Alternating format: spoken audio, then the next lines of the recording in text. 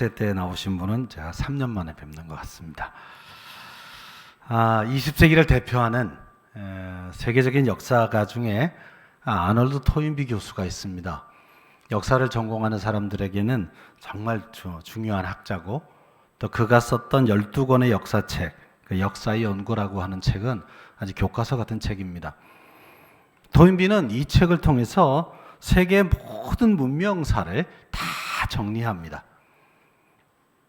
아주 타의 추종을 불허하는 업적을 남겨서 역사를 연구하는 사람들은 반드시 읽어야 될 책이 됐습니다. 근데 토인비 교수가 이 책 가운데 이스라엘 민족의 역사를 세계사에 있어서 하나의 경이요 기적이라고 설명합니다. 여러분, 학자들은 기적이라는 말을 이렇게 잘 쓰지 않습니다. 그건 참 모호한 표현이거든요. 그런데 그렇게밖에 설명할 수 없다는 거예요. 이스라엘 민족의 역사라고 하는 건 자기가 갖고 있는 역사학의 지식을 가지고도 정리하기가 참 어렵다. 그래서 쓴 말이 하나의 경이고 그리고 기적이다. AD 70년에 이스라엘은 나라가 없어졌습니다. 그리고 전부 전 세계로 집시처럼 떠돌게 됐어요. 그런데 1878년이 지난 어느 날 바로 그 땅에서 다시 나라를 세웁니다. 그러니까 인류 역사상 이런 민족은 없습니다. 같은 땅에서 계속 왕조가 바뀌는 일은 있어도 완전히 사라졌던 나라가 1878년이 지나고 바로 그 자리에서 그 민족이 또 나라를 세운 일은 없더라라고 하는 거죠. 왜 그가 이스라엘 역사를 경이요 기적이라고 말했냐면, 이스라엘 민족은 엄청나게 많은 환난과 핍박을 경험했고 또 잔인할 정도의 역경에 시달렸습니다. 그럼에도 불구하고 끈질기게 버티면서 자기들의 자녀를 훌륭하게 키워냅니다. 이 훌륭하게라는 말 속에는 두 가지 의미가 있어요. 하나는 그들이 여호와 하나님을 믿는 신앙을 계속 전수합니다. 또 하나는 그 아이들 안에 있는 잠재력, 재능, 하나님이 주신 달란트, 하나님이 주신 은사, 그걸 최대한 개발해서 그 아이가만 잘 되는 것이 아니라 이것이 인류를 위해 쓰이게 했다는 것입니다. 그래서 여러분도 잘 아시지만 노벨상의 제일 많은 수상이 유태인입니다. 그러니까 나라별로 통계를 냈지만 민족적으로 통계를 내면 50% 이상이 유태인입니다. 우리나라는 1명 받았습니다. 그 많은 사람들을 배출하는 것이 이 민족입니다. 지금도 전 세계에 영향을 미치는 많은 인물을 배출하고 있죠. 도대체 어떤 힘이 이 민족을 이렇게 위대하게 만들고 있을까요? 토인비 교수는 이스라엘 민족의 핏줄 속에 어느 민족도 모방할 수 없는 아주 무서운, 아주 뜨거운 정열이 있다, 패션이 있다고 말합니다. 그리고 두 개의 수레바퀴에 이걸 비유해서 말했어요. 그 정열을 끌고 가는 두 개의 수레바퀴가 있는데 하나는 교육이고 하나는 신앙이라는 겁니다. 다시 말하면 교육에 대한 정열, 신앙에 대한 정열이 이스라엘 민족의 역사의 수레바퀴를 끌고 가고 있다라고 하는 말입니다. 오늘 본문 말씀을 통해서 주님은 이스라엘 민족의 이런 교육과 신앙에 대한 열정을 우리에게 보여주고 계십니다. 사실 교육이 효과적으로 이루어지려면 세 가지 요소가 갖추어져야 된다고 말합니다. 하나는 교육받을 기회가 있어야 합니다. 누구나 똑같습니다. 교육받을 기회가 없다면 그가 교육을 통해서 성장할 기회도 없다는 말이에요. 저희 어머니가 제가 학교를 들어가고 할 때마다 그렇게 부러워하셨어요. 왜냐면 저희 어머니는 초등학교도 못 다니셨거든요. 그래갖고 이제 첫째 아들인 제가 초등학교 입학할 때 그렇게 부러워하고 대견해 하셨어요. 특히 제가 이제 글자를 쓰는 걸 보고 그렇게 부러워하셨어요. 그리고 아이고 우리 아들이 벌써 커서 이런 걸 한다. 그래갖고 저 동사무소 갈 때마다 꼭 저를 데리고 다니셨어요.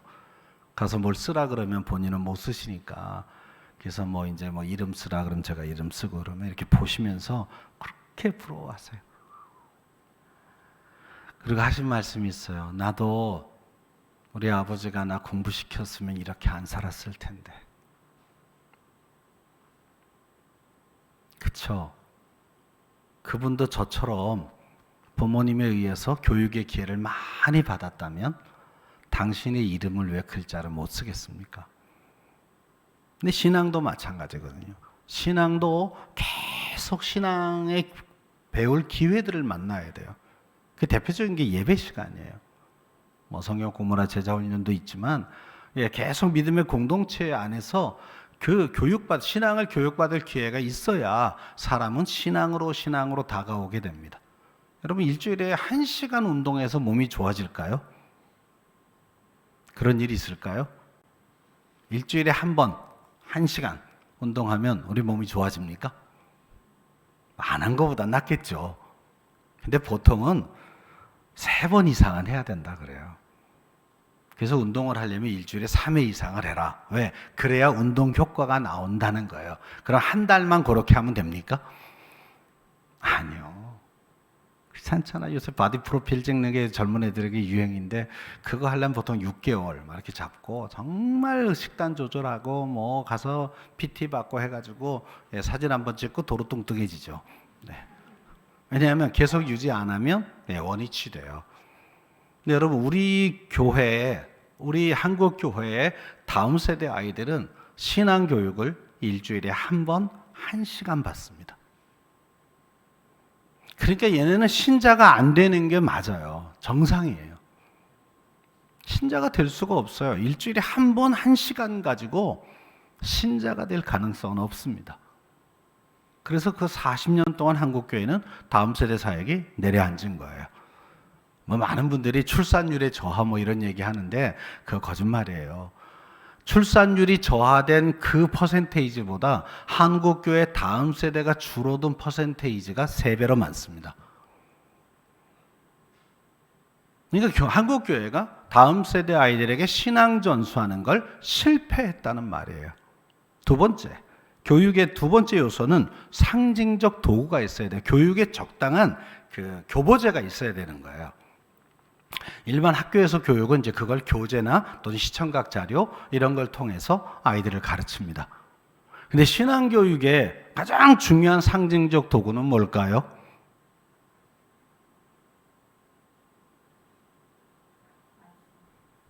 말씀이요. 그건 내용이고요. 아이들을 신앙과 만나게 하는 그 중간 매개체가 누구냐면 엄마와 아빠입니다. 엄마와 아빠가 신앙의 삶을 살아내면 아이들은 그 부모님의 등을 보고 배워갑니다. 여러분 저는 서울에서 태어나서 서울에서 계속 자랐어요. 학교도 다 서울에서 다녔어요. 근데 전 충청도 사람이에요. 왜 그럴까요? 저희 아버지 충청도 사람, 어머니 충청도 사람, 아내도 충청도 사람, 장인 장모 다 충청도 사람. 충청도식의 말과 행동을 하는 엄마 아빠를 보고 자라면 서울에서 태어나서 계속 자라도 충청도 사람이 됩니다. 제가 서울 사람들하고 얘기할 때는 이렇게 표준어를 잘 써요. 근데 이제 고향에 가면 저는 병천인데 병천에 가면 자연스럽게 충청도 말 씁니다. 그냥 그리우 막 이렇게 야 아버지 막 이렇게 이게 일부러 흉내 내려고 하는 게 아니에요. 제 안에 그 DNA가 같이 있어요. 저희 집안에서만 쓰는 충청도 말들이 참 많습니다. 다른 친구들이 와서 들으면 야 그게 무슨 말이냐 뭐 이런 말들이 저희 집에 오면 많이 써요. 왜? 우린 다 충청도 사람이니까요. 그게 교육이에요. 그걸 우리 엄마 아빠가 가르치려고 가르친 게 아니에요. 야 그래도 너희 너 저 민족의 뿌리를 생각해라. 우리 가문의 뿌리는 충청도다 막. 그래 너희 배워야 된다 막 이렇게 말한 적 없으세요. 그냥 그분들이 자연스럽게 쓰시니까 그게 원래 말인 줄 알고 저도 배웠는데 학교 가니까 다르더라고요. 그리고 전 자연스럽게 그걸 배워갔습니다. 교육은 의도한 교육이 있고 의도치 않은 교육이 있어요. 근데 의도한 교육보다요 의도치 않은 교육에 사람들은 더 잘 따라갑니다. 특히 가정에선 그렇습니다. 엄마 아빠가 자신의 단점을 아이들에게 가르치려고 한 사람이 있을까요? 여기 사기꾼 아빠도요 자식에게 사기를 가르치지는 않습니다. 근데 여러분, 사기꾼 아빠가 밑에서 애가 사기꾼으로 커요. 왜냐면 집에서도 사기를 치시니까요. 거짓말이 입에 달려 있어요. 성경에 야곱을 보시면 그냥 답이 나옵니다. 야곱의 자식들이요, 거짓말의 달인이 돼요. 특히 라헬의 자식들이 그렇습니다. 왜 그런지 아세요? 라헬도 거짓말에 거의 아주 은사가 뛰어나요. 자기 아버지를 속이잖아요. 근데 그 아버지 라반이가 또 거짓말의 괴수예요, 아주. 그러니까 20년 동안 바다나람이 있으면서 거짓말쟁이끼리 아주 혈투를 벌이는 게 그 야곱의 인생이에요. 도망 나올 때 드라빔 훔쳐 나오는 건 누굴까요? 아내 라헬이에요. 아버지가 찾으러 왔더니 치마 밑에 숨기고 제가 생리기간이라 못 일어납니다 이러고 결국 그거 훔쳐가죠. 가서 세겜에 가서 정착하려고 했는데 동생이 강간당했어요. 그랬더니 오빠들이 가서 그 세겜에 있는 해쪽 속을 다 속이죠. 우리는 할례 받지 않은 민족하고 결혼 못 시킨다? 그러니 다 할례를 받아라. 근데 그 남자가 정말 사랑했나 봐요. 다 집합! 그래갖고 할례식을 했는데 그날 밤에 다 죽였습니다. 그리고 또 야반도주하죠. 이걸 가르쳤을까요? 원래 인생이란 사기를 쳐야 한다. 그렇게 사는 게 지혜로운 것이다. 한 번도 가르친 적 없어요. 근데 늘어나요. 근데 그럼 야곱은 어디서 배웠어요? 엄마한테 배웠죠. 엄마가 얘한테 가르치잖아요. 내가 아빠를 속일 테니까 네가 장자의 축복을 받으라고. 그래갖고 막 이렇게 털 갖다 붙이고 막 목소리 변조시키고 음식해서 네가 한 것처럼 해라. 이거 다 엄마가 가르친 거예요. 이게 가문에 흐르는 저주죠. 계속 올라가는 거예요. 그러니 엄마 아빠가 어떻게 사느냐가 아주 중요한 일입니다. 세 번째로 교육은 일관성 있게 반복해서 가르쳐야 합니다. 한 번 가르쳐서 잘하는 사람은 없어요. 습관 훈련을 하다 보면 적어도 같은 개념을 70번 이상 터치를 받아야 사람은 그게 이렇게 자기 삶의 루틴이 돼요. 그래서 보통 한 3개월 이상의 훈련을 합니다. 습관 훈련은. 그 정도를 노력을 해야 생활 태도도 바뀌고 그러는 거죠. 여러분, 암 환자가 왜 5년이 지나야 완치라고 하죠? 5년 동안 암이 안 생기도록 그렇게 살아야 돼요. 먹는 것도 그렇고 그걸 잘 해야 체질이 바뀌어요. 암세포가 정착하지 않는 몸으로. 암세포 몸 안에 다 있거든요.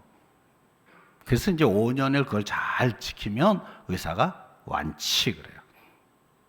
똑같은 개념이 하나 있는데 다이어트가 그래요. 다이어트가 살을 쫙 빼도 5년을 버텨야 체질이 돼요. 그 못 버티면 다시 요요로 오죠. 네. 저도 많이 봤거든요. 2달에 막 16kg도 빼보고 막. 제가 담임 목회할 때 16kg 뺐더니 교인 한 분이 찾아와서 아주 걱정스럽게 저를 쳐다보고 말하더라고요. 목사님, 어려운 일이 있으면 성도들에게 얘기를 하셔야 돼요. 막 없는데요. 막 우리 지금 성도들이 얼마나 목사님 걱정하는지 아십니까? 뭘 걱정하는데? 목사님 암 걸린 줄 알고 매주 막 살이 빠져서 오니까. 예, 그때는 제가 좀 인간이 되보고 싶어서 굉장히 노력할 때였어요. 네, 시작할 때 96kg였거든요. 여러분 170키에 96kg, 예, 가능합니다. 여러분도 저처럼 사시면 가능합니다. 물론 평생 비쩍 꼬라 사는 사람도 있어요. 예, 그런 사람은 이제 한의사가 뭐라 그러냐면 장 안에 용광로가 있다 그래요. 먹는 거 다 태워버린다고. 근데 저처럼 이렇게 저축을 잘하는 체질은 물만 먹어도 쪄요. 근데 그건 거짓말이에요, 사실은. 물을 왜 먹었겠어요? 건더기를 먹었으니까 물을 먹었겠죠. 나는 먹은 게 없는데 뭐 살이 찐다는 거 다 거짓말쟁이에요. 그분 옆에 가보면 막 구석구석에 먹을 게 있어요. 근데 본인은 먹는지 몰라요. 그냥 습관적으로 계속 먹어요. 자동차 안에도 다 구석구석 먹을 게 있어. 근데 달달한 거, 칼로리 높은 거 이런 게 있어. 제가 보니까 그렇더라고요. 그래서 최근에 진짜 다시 몸을 다시 만들기로 하고 딱 7주 했는데 10kg 빠지더라고요. 그래서 여러 번 만나려고 빼고 온 거예요. 그렇게 안 보이시죠? 아직도 넉넉한데 뭐 이런 분들이 계실 텐데 제 아내는 제 모습이 낯설대요. 제가 30년을 그렇게 부유하게 살았거든요. 예, 청년 목회, 청소년 목회 30년 하면 살 안 찌는 게 이상해요. 애들하고 늘 야식 먹고 그 목회가 거의 먹회예요. 또 어른 목회도 비슷해요. 처음에 제가 신학교 졸업하고 전임이 돼서 대신방을 갖고 막 이랬거든요. 그때는 뭐 대신방 하루에 막 10집, 심할 때는 15집 막 이렇게 다녔는데 1년 하고 났더니 그냥 10kg가 찌더라고요. 60kg대에서 70kg 후반대로 양복 다시 다 맞췄죠. 그래서 더 이상 안 찔 줄 알았는데 사람에겐 한계가 없습니다. 계속 이걸 빼려고 하는 노력을 지속적으로 해야 돼요. 일주일에 한 끼쯤 금식했다고 빠지는 게 아니에요. 교육도 마찬가지예요. 일관성 있게 계속 가르쳐 주어야 그 사람의 교육의 효과가 나타납니다. 근데 오늘 본문 말씀을 통해 주님이 이스라엘 민족의 교육에 이 세 가지 요소가 다 있다는 것을 증명하고 계십니다. 첫 번째로 이스라엘 민족은 모든 기회를 사용해서 자녀를 교육합니다. 오늘 본문이 이렇게 시작되지 않습니까? 그 모든 백성이 요단을 건너기를 마침에 그랬어요. 네, 우리가 읽을 때 전혀 그냥 무덤덤하시죠? 근데 그 당시 이스라엘 민족이 만약에 이 본문을 읽었으면 어떨까요? 애굽의 노예 생활을 애굽에서 건너가서 산 게 400년. 그것도 요셉이 살아있을 때는 괜찮았죠. 근데 요셉이 죽고 나서 노예로 전락해요. 그러다가 하나님이 모세를 보내서 출애굽을 시키고 홍해가 갈라지고 이러면서 곧 가나안에 갈 줄 알았어요. 그런데 광야에서 40년을 돌았어요. 그래서 애굽에서 나온 사람이 다 죽었습니다. 2명 빼고요. 여호수아와 갈렙. 그러다가 드디어 그 전설 같은 말로만 듣던 그 가나안 땅에 오늘 들어간 거예요. 그 넘실거리는 요단강 물이 너무 무서워서 어떻게 건너가나 고민했는데 여호와께서 제사장이 먼저 그 강물에 발을 담가라. 거기에 순종했더니 강물이 쫙 갈라지는 거예요. 그리고 제사장들이 계속 서 있는 거예요. 그리고 통과합니다. 여러분 한 200만 명이 통과했으니까 하루 종일 간 거예요. 그걸 다 끝냈다는 거죠. 모든 이스라엘 출애굽한 백성이 다 약속의 땅에 들어온 그 순간이에요. 근데 4절을 보면 여호수아가 중대한 명령을 합니다. 이스라엘 자손 중에 각 지파에 한 사람씩 준비한 12사람을 불러 그랬어요. 예, 대표. 언제나 이스라엘은 뭔 일을 할 때 지파의 대표들을 모아요. 왜? 그 국가 자체가 지파 공동체예요. 지금으로 말하면 지방분권제죠. 불러서 뭘 했냐면 저기 요단강에 우리가 건너온 거기 가서 큰 돌을 하나씩 들고 와. 그리고 여기다가 탑을 쌓아라. 12개의 돌을 쌓아서 탑을 만드는 거예요. 왜 만들었냐면 6절에 보면 후일에 우리 자손들이 이 탑을 보고 이게 뭐냐고 물어보게 하자는 거예요. 지금 함께 건너온 우리 모두는 이걸 다 경험했기 때문에 평생 잊을 수 없는 경험을 했죠. 그런데 우리가 다 죽은 뒤에 이 아이들은 이 감격을 모를 거 아니냐는 거예요.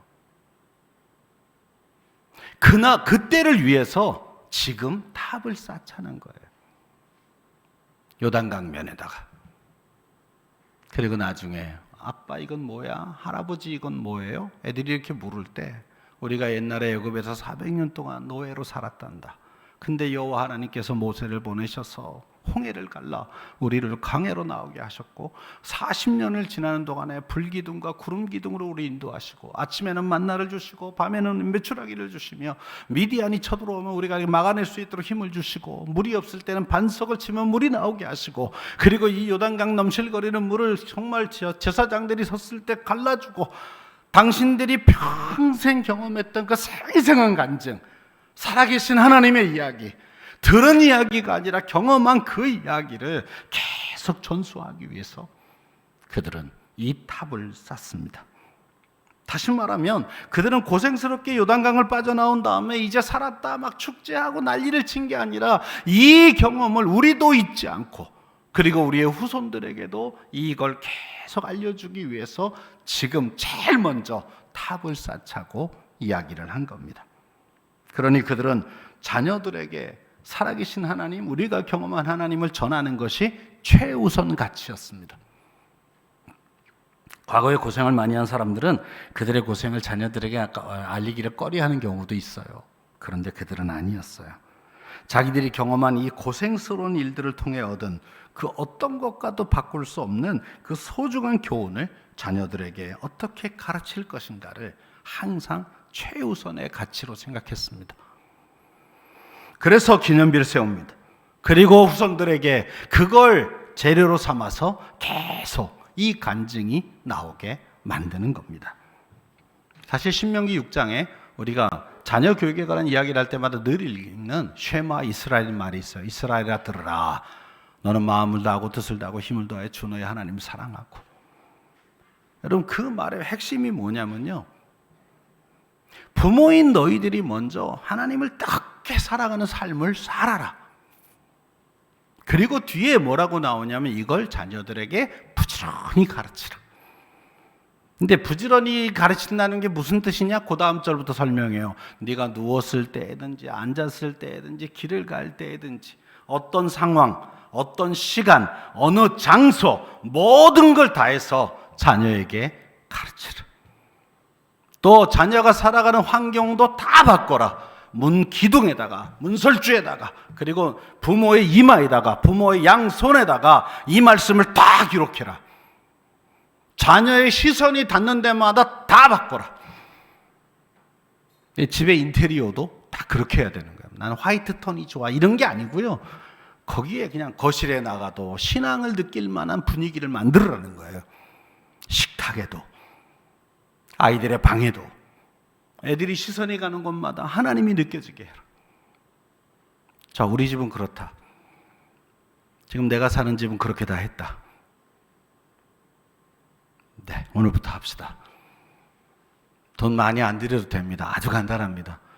예, 저 인터넷에 가서 이렇게 액자 같은 거 1,000원이면 하나씩 사요. 그 몇 개 사서 아이들 유아 세례 받는 장면, 애들 수련회 가서 은혜 받았던 성경학교 때 은혜 받고 막 이런 아이들 인생의 중요한 경험들을 액자로 만들어서 예, 장식장에다 올리십시오. 술병 다 치우고 다 치우세요. 애들이 술병을 늘 보고 자라면 술을 잘 먹게 됩니다. 네. 그래서 꼬맹이들이 다 요즘에 뭐 먹을 때 위하여 이거 어디서 배웠어요? 위하여? 교회 다니는 애들은 안 해요? 다 해요. 그럼 엄마 아빠가 잘하고 계시는 거예요. 네, 저는 다 압니다. 제가 유치부, 아동부, 중고등부, 청년부 뭐 거의 40년 사역을 했는데 예, 다 알아요. 애들이 와서 다 일러요. 아동부 수련회 가서 이제 아동부도 밖으로 데려가서 밤새 막 집회하고 막 12시 다 돼가지고 제가 이렇게 말했어요. 애들 뭐 초등학생도 방문 터지고 다 합니다. 훈련시키면.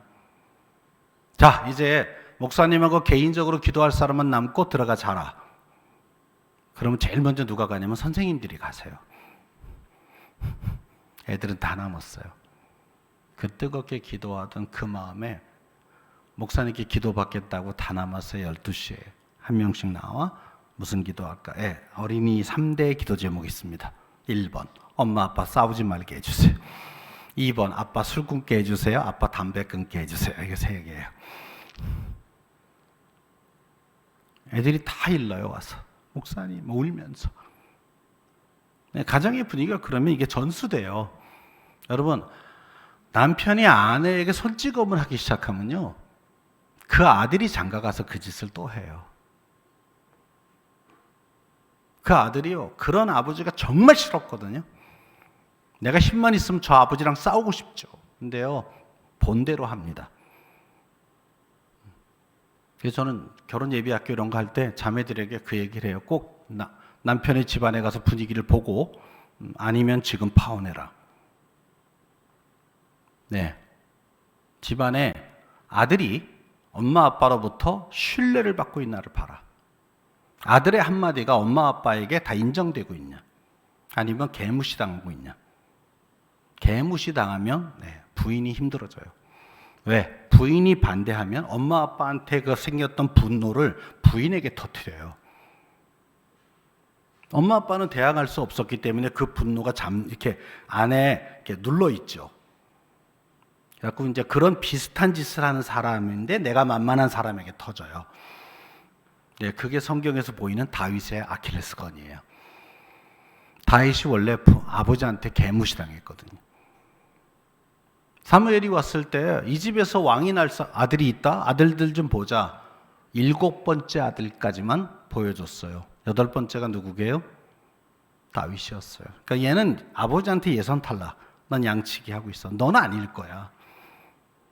형들에게 심부름 가라고 물건 주고 이렇게 가져가라 할 때 아버지가 그냥 잘 갔다 와 수고해 이러면 되는데 꼭 한마디를 해요. 꼭 갔다 왔다는 증거를 가지고 와라. 무슨 말이에요? 넌 못 믿어 이놈아. 그러니까 나중에 이게 어디로 터지냐면 첫 번째 아내인 미갈에게 터져요. 미갈이 자기를 무시하는 말을 했을 때 바로 이혼하죠. 네, 법궤가 들어오던 날 춤추다가 이 왕이 채통 없게 바지가 흘러내렸어요. 이거 굉장히 수치스러운 일이에요. 백성들 앞에서 이게 하체가 노출됐다는 건 굉장히 수치스러우니까 부인이 제발 좀 앞으로는 그러지 마시오 그랬는데 그걸로 이혼이에요. 미갈하고 사이에 애가 없습니다. 그리고 다윗이 사랑한 여자는 다 유부녀였어요. 그리고 그 유부녀의 남편은 다 죽었죠. 이게 그 위대한 다윗의 아킬레스건인데 어디서 시작됐냐면 부모로부터의 신뢰를 못 받아서 그래요. 심리학적으로 보면 그래요. 성경이 그렇게 써 있지는 않습니다. 근데 심리학적으로 성경을 보면 틀림없이 다윗의 아킬레스건은 부모로부터 온 거예요. 그러니까 부모가 어떻게 다뤄주느냐가 되게 중요한 거예요. 학교 교육만 교육이라는 착각을 버려야 합니다. 자녀들이 가장 많이 시간을 보내는 건 가정이에요. 그리고 자녀들에게 최고의 교사는 부모예요. 최근에 청소년들에게 물었어요. 내 인생에 가장 영향을 미치는 인물은 누구냐? 2016년에 물었을 때 1등은 누구? 엄마. 2등은 아빠였으면 좋겠죠? 아닙니다. 아빠는 4등이에요. 2등은 친구나 선후배, 그러니까 자기 또래 집단. 3등이 뭔지 아세요? 나는 존경하는 인물이 없다. 그 다음에 아빠예요. 심각하죠?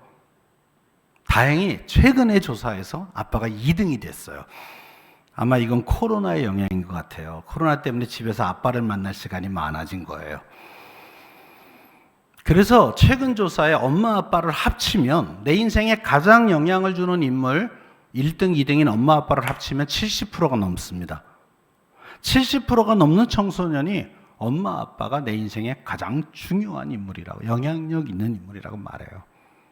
그분들이 나에게 자녀에게 어떻게 하느냐가 자녀 교육에 가장 중요한 거예요. 과외 선생 아니고요, 학교가 아니고요, 대학교가 아니고요. 그러니 최고의 교실은 가정이에요. 인생에 중요한 건 다 거기서 배워요. 그러므로 모든 부모들은 자녀들과 함께 삶을 나누는 모든 기회를 통해서 자녀들에게 가장 중요한 교육을 이미 하고 있습니다. 앞으로 결혼하실 분들도 잘 생각하십시오. 결혼을 위한 가장 중요한 준비는 내 인격과 성품과 신앙이 달라지는 거예요. 뭐 아파트 청약도 아니고 멋진 예식장도 아니고 아주 황홀한 신혼여행이 아니고요. 내가 신앙적으로, 인격적으로, 성품적으로 잘 준비하고 상처가 있다면 다 치유하고 이러고 배우자를 만나야 배우자에게 축복이 되는 거예요. 그리고 그런 배우자 사이에서 아이가 나와야 돼요. 안 그러면 계속 상처가 대물림 돼요. 그러니까 우리 청년들 부탁입니다. 청년의 때 정말 주님 만나서 그 신앙이 인격화돼야 돼. 성령의 9가지 열매가 맺히면 여러분을 만나는 배우자가요 정말 축복받는 거예요. 그리고 그런 부부가 자녀를 낳으면 그 아이는 어려서부터 정말 멋지게 큽니다. 그런 준비 안 해도 돼요. 예식장 뭐 어디 하고 뭐 웨딩 촬영은 뭐 하고 뭐 이건 그냥 나중에 이사 갈 때 고민돼요. 그 앨범을 버려야 되나 막. 살아본 분은 다 아세요. 처음에 집들이 할 때만 그냥 이렇게 해놓고 뭐 좋아라 그러고 막 이따만은 사진해서 딱 붙여놨는데 나중에 집 줄일 때 어떻게 하실 건데요? 저도 그냥 앨범 뭐 옛날에는 다 필카였잖아요. 앨범 무지 많았는데 다 뜯어가지고 그냥 스캔 떠서 다 없앴어. 외장 하드에다 놨어. 근데 괜히 넣었어요. 안 봐요. 싸이월드 사진첩이면 충분해요. 근데 그런 게 중요한 게 아니에요. 결혼도 아내 되는 건 뭐고, 엄마 되는 건 뭐고, 이런 걸 배워야죠. 남편 되는 건 뭐냐, 부부가 이루는 가정은 뭐냐, 그리고 어떻게 아름다운 가정, 신앙의 가정을 만들 것인가, 이런 걸 배워야 되는 거예요. 그러면 그렇게 만난 부부가 사랑 가운데 자녀가 태어나는 거죠. 그리고 또 엄마 아빠의 사랑을 충분히 받으면서 또 신앙적인 모습을 늘 삶으로 경험하면 아이는 자연스럽게 신자가 되어가요. 이렇게 큰 애는요, 주일학교 오면 선생님들이 다 알아봐요. 일주일에 한 번 오는데 얘는 정말 예배를 잘해요. 왜? 집에서 하니까요. 그리고 말씨나 이런 게 다 예뻐. 이게 무슨 뜻인지 아세요? 엄마 아빠의 말씨가 예쁘다는 뜻이에요.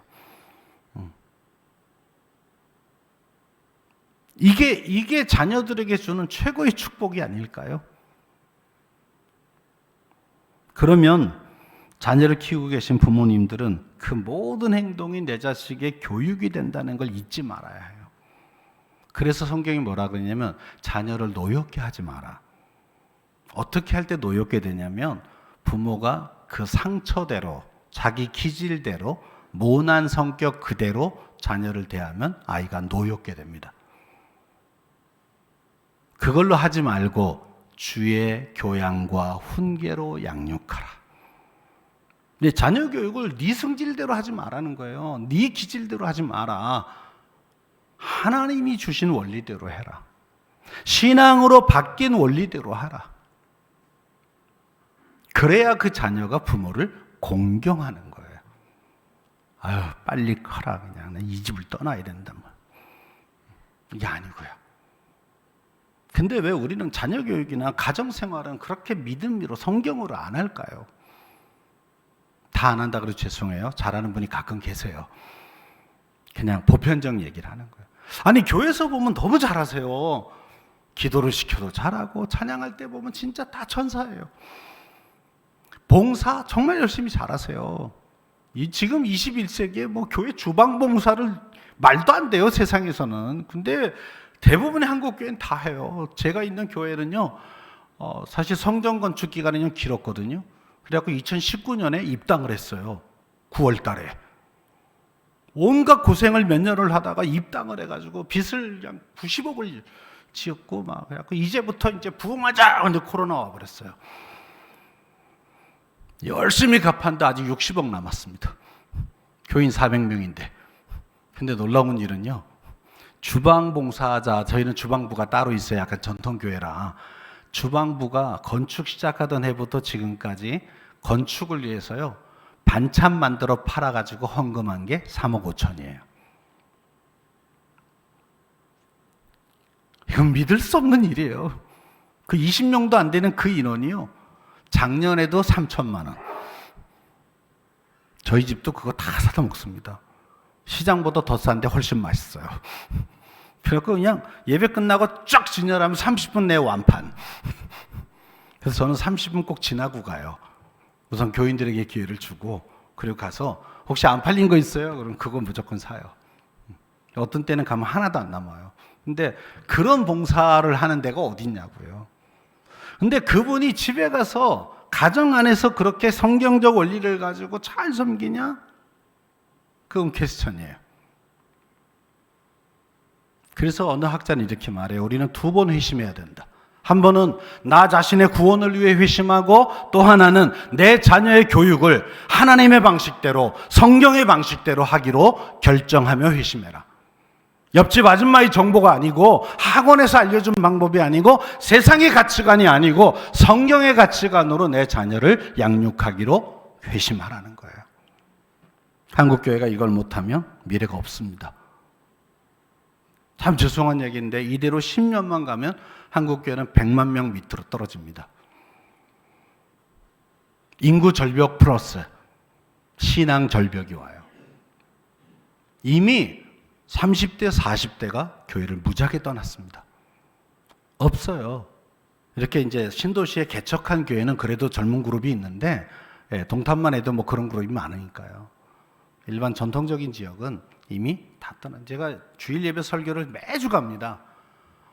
물어봐. 전통 지역에 가면 물어봐요. 자, 11시 예배에 사람 제일 많이 모였는데 30대 손 들어보세요. 그럼 여기 한 100여 명, 200명 이렇게 앉아 있는데 서너 명 손 들어요. 자, 40대 그러면 그거보다 한 2배쯤 많아요. 그리고 50대 그럼 우 하고 들어요.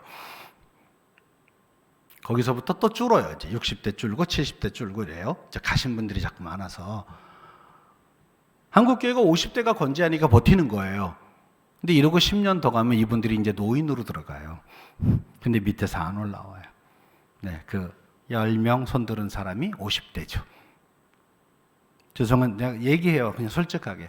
이대로 10년 가시면 여러분 교회는 경매로 넘어갑니다. 건물 유지할 돈이 없습니다. 교육자 살해 못합니다. 담임 목사도 아르바이트 하러 다녀야 됩니다. 그런 목회적 서비스를 여러분이 못 받으십니다. 이렇게 얘기해야 좀 알아들으세요. 전 이 얘기를 30년도 넘게 얘기했어요. 한국교회가 지금 다음 세대 사역 못하면 한국교회가 서구교회가 갔던 길을 그대로 갑니다. 여러 가지 지표로 얘기해도 안 됐는데 감사하게 코로나가 왔어요. 저한테 너무 감사해요. 코로나 터지고 내 얘기를 들어요. 왜? 코로나 터지고 직격탄을 맞은 게 교회 학교예요. 애들 백신도 못 맞으니까 예배 다 온라인으로 바꾸고, 온라인 이제 돌아와라 그런데 안 돌아와요. 애들이 얼마나 좋았을까요? 교회 가기 싫었는데. 그래서 집에서 그냥 누워가지고 뭐 엄마는 보라고 틀어줬는데 애들이 뭐 아니 교회 와도 지금 집중이 안 되는데 이거 틀어놓고 그게 집중이 되겠습니까? 그렇다고 또 온라인을 또 교회가 잘하냐? 진짜 웃기게 해요. 그냥 오프라인 하던 거 그대로 찍어서 송출해요. 여러분 이러면 온라인은 진짜 재미없어요. 온라인용으로 다시 만들어야 돼요. 여러분 이렇게 각종 경연 프로그램 TV에서 보세요. 편집해가지고 밑에 막 자막 띄우고 막 이렇게 해야 재밌는 거예요. 근데 교회는 그렇게 할 인원이 없어요. 다 잃어버리고 있습니다. 이제서야 이 위기를 느껴요. 근데 좀 늦었어요. 근데 지금도 가능해요. 여러분, 지금도 가능하다는 말은 이대로 하자는 말이 아니라 가정에서 부모가 신앙으로 본을 보이며 가르치면 돼요. 그럼 뭐부터 해야 돼요? 부모 세대가 신앙으로 사는 걸 결단해야 돼요. 어린 자녀가 있을 더 그렇고요. 이제 좀 연배가 있는 분들은 자녀들이 이미 다 이제 커서 20대, 30대가 돼버린 부분들은 한번 모여서요. 가족끼리 한번 심각하게 이 부분을 같이 이야기하셔야 돼요. 우리도 이제 가정 안에서 신앙적으로 살자. 엄마 아빠도 그렇게 해볼겠다. 그동안 그렇게 못해줘서 미안하다. 엄마 아빠 때문에 상처받고 힘들었으면 용서해주라. 그렇게 노력하면요, 그걸 기도했던 자녀들이 울기 시작해요. 저는 청소년 청년들 이렇게 제자 훈련 시키고 막 수련회 가서 막 뜨겁게 하고 이러면 애들이 뒤집어져요.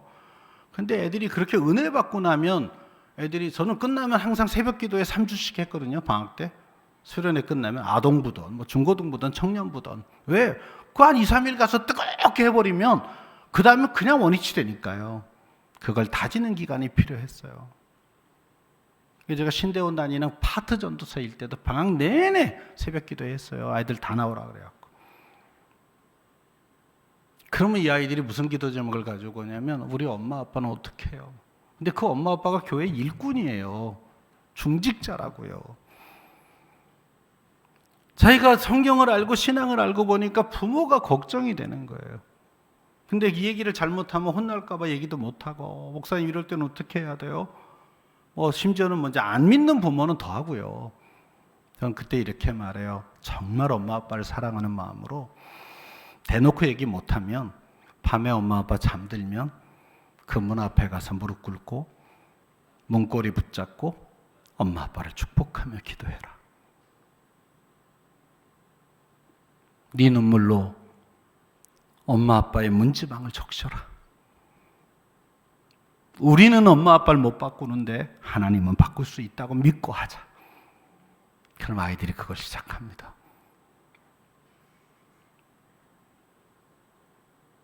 누군가가 먼저 믿고 먼저 변화되면 가족을 위해서 해야죠. 이게 첫 번째 원리예요. 근데 이스라엘은 이걸 계속했어요. 나라 잃어버리고 세계를 유랑할 때도 회당을 만들고, 그리고 매일 아이들과 함께 하브루타를 하죠. 그것이 아이들의 그 지능도 다 깨우고, 왜 서로 질문하고 토론하고, 이게 얼마나, 근데 우리는 다 지시하잖아요. 이래라 저래라 하지 마라, 해라, 차라, 막. 이스라엘은 토론해요. 하브루타라는 말이 토론하다, 논쟁하다라는 말이에요. 서로 질문하고 대답하고. 그러니 얘네는 친구끼리도 그걸 해요. 만나면. 그리고 서로의 의견을 존중해요. 사실 지금의 교육은 이런 거 하자고 지금 학교 교육 바꾸자는 이거잖아요. 서로 질문하는 거. 그래서 질문이 다르대요. 예를 들어 우리나라 엄마는요, 애가 학교 갔다 오면 이렇게 말해요. 선생님 말씀 잘 들었니? 많이 들어보셨죠? 근데 이스라엘 부모는 이렇게 말한대요. 오늘은 무슨 질문했니? 우리는 대학교에서도 질문을 안 해요. 제가 대학 강의를 한 20년 했는데요. 강의 끝나고 자 질문. 애들 가방 싸고 있어요. 근데 교회 가서 강의할 때도 그래요. 자 질문 있어요? 그럼 가방을 싸세요. 성경책을 막 정리하고. 그래서 언젠가부터는 질문 안 물어봐요. 그냥. 자 질문 있는 사람은 끝나고 남으세요. 네, 안 남아요. 그냥 다 가요. 우린 받아 적기만 하려고 그래요. 그래서 노트만 은혜 받아요. 제가 담임을 해보니까 열심히 메모하는 분들이 많더라고요. 제가 주보 디자인을 바꿨어요. 주보 한 면을 메모장이 있게. 그리고 열심히 메모해요, 설교 때. 근데 다 주보를 놓고 가요. 왜 메모한 거예요? 근데 가져가는 분한테 물었어요. 주중에 한 번쯤 봅니까? 아니요, 그냥 모으는 재미로. 두 번째 원리는요, 상징을 사용해서 자녀를 가르쳤어요. 예수님도 여기 아주 달인이세요. 저 뜰에 빈 백합화를 보라. 저 공중나는 새를 보라. 시청각 교육의 원조세요. 근데 정말 크라이막스는 예수님의 마지막 만찬이에요. 이 떡을 먹을 때마다 내가 너희를 위해 찢긴 살을 기념하라. 이 잔은 내가 너희를 위해 흘리는 피다. 이것을 기념하라. 수건을 두르고 제자들의 발을 닦으며 말씀하시죠. 내가 주와 선생이 되어 이와 같이 행하였은즉 너희도 가서 그렇게 해라. 보여주시잖아요. 제자훈련 3년은, 예수님의 제자훈련 3년은 스터디가 아니었어요. 한국교회 제자훈련의 한계는 스터디로 끝난다는 거예요. 그러니까 머리는 다 지식이 많아지셨어요. 근데 이게 삶으로 옮기는 과정을 못하고 있어요. 왜? 우리가 공동체로 못 살기 때문에 지금. 그래서 이런 거예요. 전도를 배운다. 그럼 전도를 1시간만 배우고 다 나가서 전도를 해봐야 되는 거예요. 근데 자 이렇게 하고 전도 열심히 합시다. 그리고 끝내요. 아무도 안 해요. 가르친 자도 안 하고 배운 자도 안 해요. 근데 오늘 목사님 보니까 좀 지독하시네요. 자, 암송합시다. 근데 최근에 본 교회 중에 처음이에요.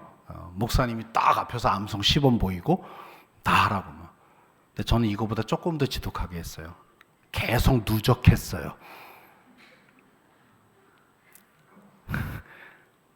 자, 1번부터 해볼까요? A, 새로운 삶, 중심 되신 그리스도부터 시작해서 그리스도를 닮아간까지 60구절 1년에. 그러니까 예배 시간이 점점 길어지겠죠. 마지막에 60구절 다 하면 그거 외우는 데만 20분 넘어요. 근데 여러분, 제가 경험한 건 20분 넘게 다 암송한 분들이 울어버리세요. 1대1 제자훈련 수료식 때 저하고 배운 사람들이 다 같이 22구절 다 암송합니다. 시간 오래 걸려요. 자막 띄워놓고 성도들 보게 해놓고 우리는 앞에 안 보이고 암송해요. 근데 성도들이 어느 순간서부터 아멘을 외치기 시작해요. 네. 이게 마음에 새기라 그랬는데 새겨야 생각에 행동에 이게 꺼집어내서 쓰는 거잖아요. 근데 이런 상징의 최고가 말씀드렸듯이 엄마 아빠예요. 아이들은 그냥 자연스럽게 묻어 들어가요. 엄마 아빠를 보면서. 그러니 우리 자녀들의 양육함에 있어서 우리의 삶이 교제라는 사실을 꼭 잊지 마십시오. 가정이 뭘 채우냐도 되게 중요해요. 그래서 학자 집안에서 학자 나와요. 가수 집안에서 가수가 나옵니다. 목사 집안에서 목사가 나와요. 왜냐하면 늘 보고 자랐어요. 그것도 잘했을 때 얘기해요. 네, 잘 못하면 죽어도 그 길을 안 간다가 나와요. 아빠를 보니까 난 죽어도 목사 안 할래. 뭐 이런 애들이 나오죠. 목사를 잘하면 그 밑에서 나와요. 저도 딸아이 하나가 신대원 다니거든요. 얼마나 보람된지 몰라요. 자, 아빠들 중에 딸이 좀 이렇게 좀 나이가 있는 아빠들 중에 이런 말 들어보셨습니까? 나는 꼭 아빠 같은 남자 만나 결혼하고 싶어요. 네, 아직 딸이 없으신가 봐요. 한 분도. 예. 자, 엄마들 중에 아들이 나는 꼭 엄마 같은 여자 만나 결혼하고 싶어요. 들어보신 분?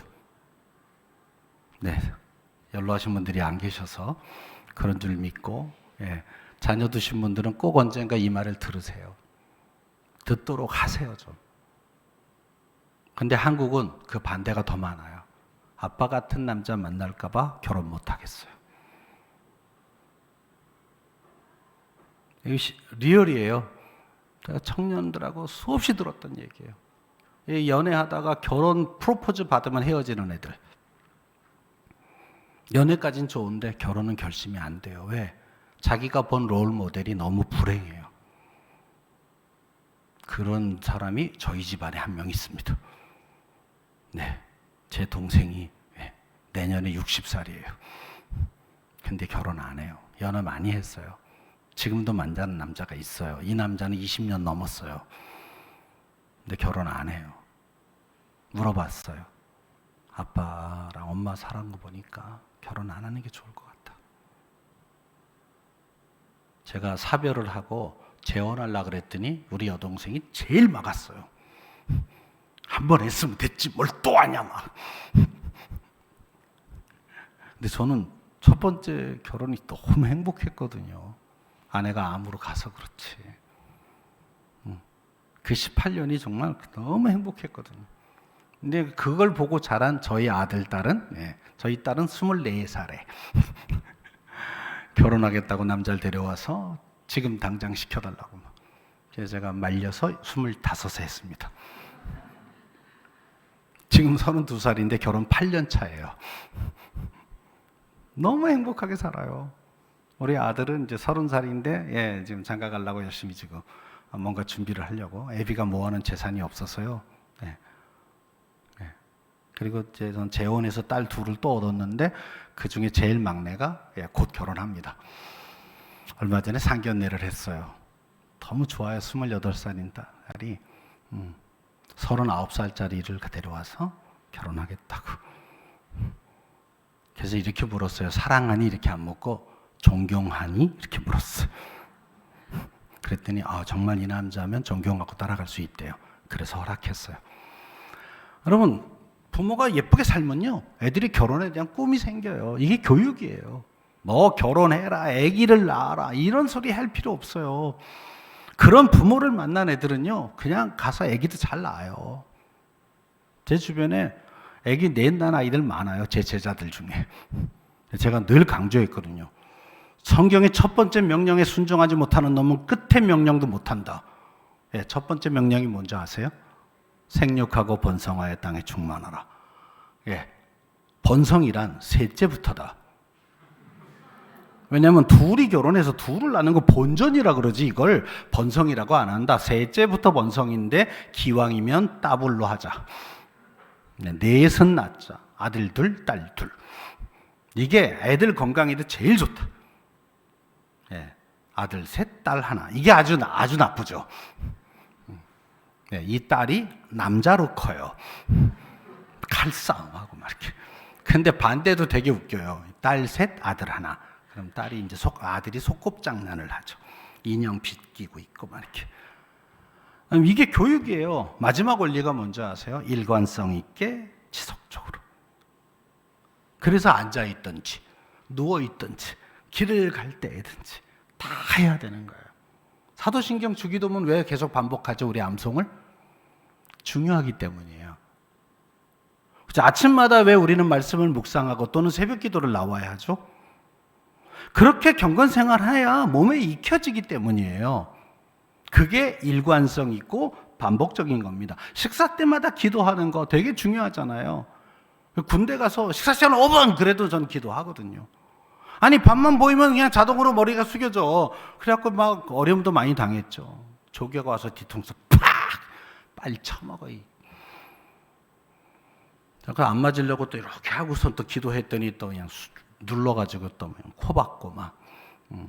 근데 그렇게 핍박을 당해도 그냥 밥만 나오면 나도 모르게 고개 숙여져요. 왜? 오랜 시간의 습관이에요, 이게.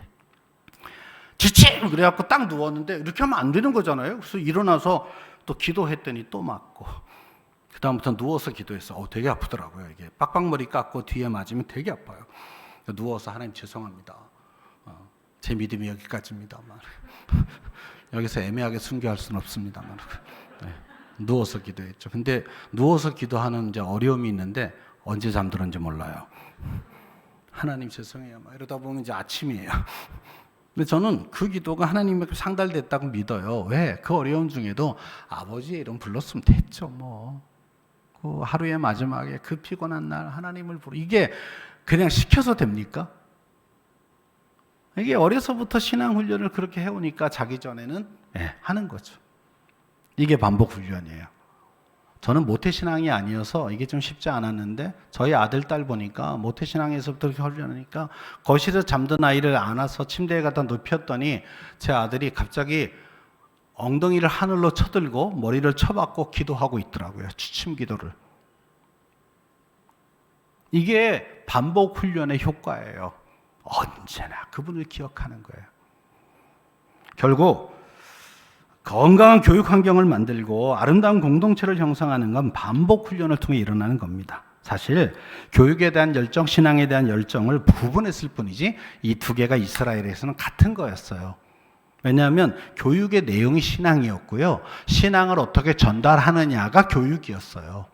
그래서 그들은 이걸 잘 따라와 그 오랜 기간 동안 나라가 없음에도 불구하고 신앙을 전수하며 믿음의 국가를 만들어냅니다. 탈무드에 아주 재미있는 글이 있어요. 어리석은 사람은 자녀들에게 재산을 남긴다.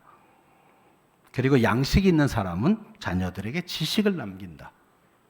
그러나 지혜로운 부모는 자녀들에게 신앙을 남긴다. 잠언 14장 26절에서 여호와를 경외하는 자에게는 견고한 의뢰가 있나니, 그러니까 기댈 곳이 있다는 거예요. 자녀들에게 피난처가 있으리라. 부모가 떠나도 영적 스승이 떠나도 그들의 남은 인생을 하나님과 함께 동행할 수 있게 된다는 말입니다. 다윗은 죽는 자리에서 솔로몬에게 마지막 유언을 이렇게 했어요. 내 아들 솔로몬아, 너는 네 아비의 하나님을 알고 온전한 마음과 깊은 뜻으로 섬길지어다. 무슨 말이냐면 자녀들이 왕권을 물려준 게 아니라 다윗은 내 하나님을 물려주고 싶었어요. 결국 다음 세대 자녀들에게 믿음을 전수하는 건 가정에서, 교회에서 최우선 사명입니다. 어떻게 하면 될까요? 교회는. 그동안 교회는 교회학교 중심으로 다음 세대 교육을 했습니다.